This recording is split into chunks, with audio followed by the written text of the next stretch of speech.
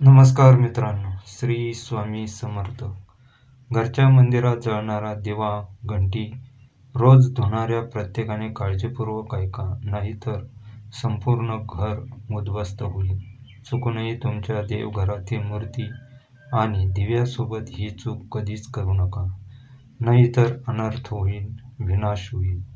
घरात येईल दरिद्रीपणा आणि गरिबी. होय भक्तांनो, कदाचित तुम्ही या चुका करत असाल आणि त्यामुळे तुमच्या घरात प्रगती होत नाही आणि पैसा येत नाही. घरात गरिबीचं वातावरण निर्माण झालंय.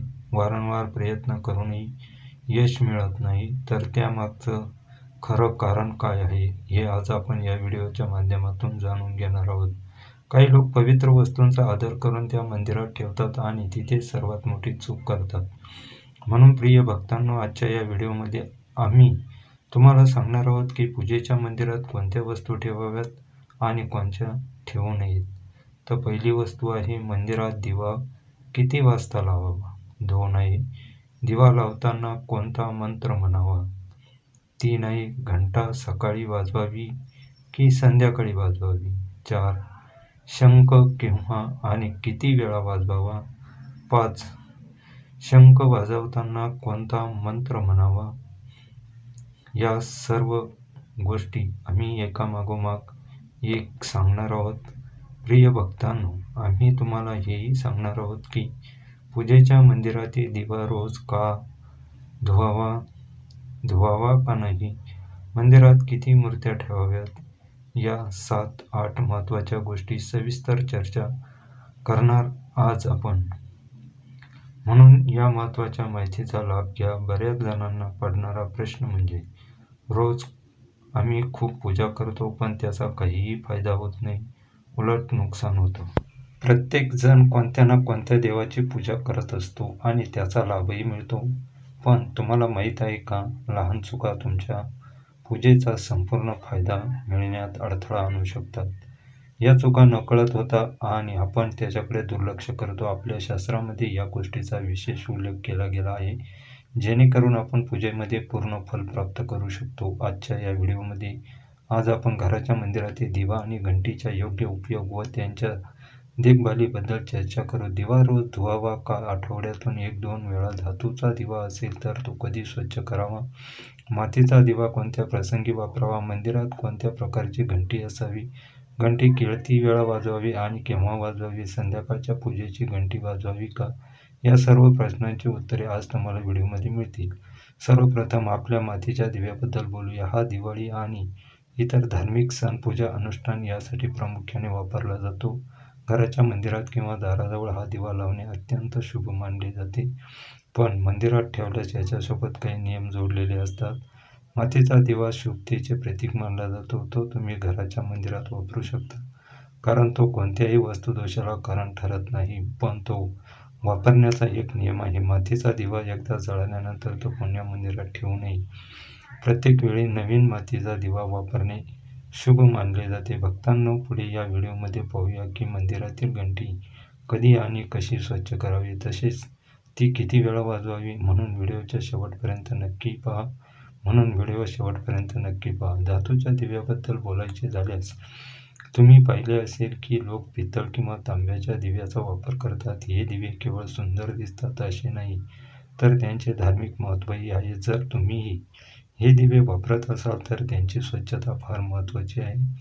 हे दिवे रोज धुवून स्वच्छ केले पाहिजे. सर्वात उत्तम उपाय म्हणजे गंगाजलाने त्यांची शुद्धी करणे. गंगाजलाने धुतल्याने दिव्याची पवित्रता आणि घरात सकारात्मकता ऊर्जा टिकून राहते.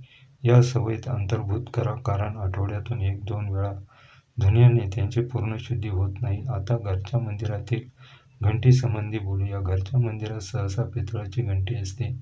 पितळेच्या घंटीचा आवाज सकारात्मक ऊर्जा वाढवतो आणि नकारात्मक ऊर्जा दूर करतो. घंटीसाठी कधीही दक्षिण दिशेचा वापर करू नये, कारण तो अशुभ मानला जातो. घंटीसाठी योग्य स्थान म्हणजे पूजा स्थळाच्या जवळ किंवा मंदिराच्या प्रवेशद्वाराजवळ. गरुडाचे कोरीव काम असलेली घंटी सर्वात शुभ मानली जाते आणि ती सर्वोत्तम मानली जाते. आता पाहूया घरात घंटी किती वेळा वाजवावी. भोग अर्पण करताना घंटी 5 वेळा वाजवावी. यामुळे देव भोग लवकर स्वीकारतात. पूजेच्या वेळी घंटी सतत किंवा फार मोठ्या आवाजात वाजवू नये.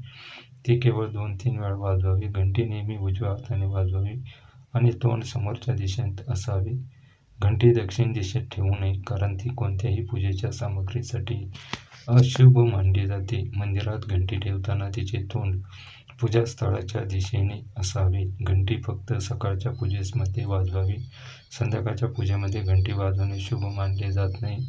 या संध्याकाळच्या पूजेमध्ये घंटी वाजवणे शुभ मानले जात नाही. या नियमांचे पालन केल्यास तुमची पूजा अधिक फलदायी होईल. यासोबत एक महत्त्वाची गोष्ट म्हणजे जेव्हा तुम्ही मंदिरात जाता विशेषतः बाहेरील मंदिरात, तेव्हा प्रवेश करताना घंटी वाजवावी. मंदिरातून बाहेर पडताना घंटी वाजवण्याची गरज नसते. घंटी वाजवल्याने हे दर्शवते की तुम्ही मंदिरात प्रवेश करत आहात आणि तुमची उपस्थिती दर्शवत आहात.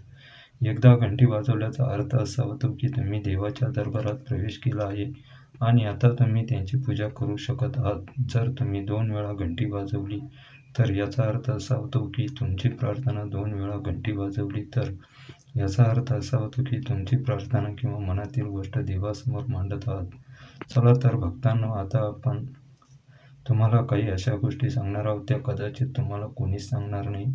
म्हणून या गोष्टी लक्षपूर्वक ऐका, ज्यामुळे तुम्ही देवाला सहज प्रसन्न करू शकता. आता जाणून घेऊया देवघराशी संबंधित काही महत्त्वाच्या. सर्वप्रथम, पूजेसाठी वेळी तुमचे तोंड नेहमी पूर्व दिशेला असले पाहिजे. ही दिशा शुभ मानली जाते, कारण यामुळे वातावरण सकारात्मक ऊर्जा निर्माण होते. तथापि पश्चिम दिशेकडे तोंड करूनही पूजा करता येते, पण पूर्व दिशेला बसणे ही सर्वात लाभदायक आहे. लक्षात ठेवा, घरच्या पायऱ्याच्या दिशेला बसणे सर्वात लाभदायक आहे. लक्षात ठेवा, घराच्या पायऱ्यांच्या जवळ पूजाघर किंवा मंदिर बांधणे शुभ मानले जात नाही. यामुळे पूजास्थळी नकारात्मक ऊर्जा निर्माण होऊ शकते. एक आहे, देवघरातील किंवा मंदिरातील देवाचे आसन नेहमी उंच असले पाहिजे. म्हणजे ज्या ठिकाणी तुम्ही बसत आहात त्या जागेपेक्षा देवाचे आसन किमान 10 इंच उंच असावे. देवाच्या मूर्तीची स्थापना जमिनीवर करू नये, कारण ते अशुभ मानले जाते. त्यामुळे देवाचे आसन उंच ठेवा, जेणेकरून पूजास्थळी सकारात्मक ऊर्जा टिकून राहील.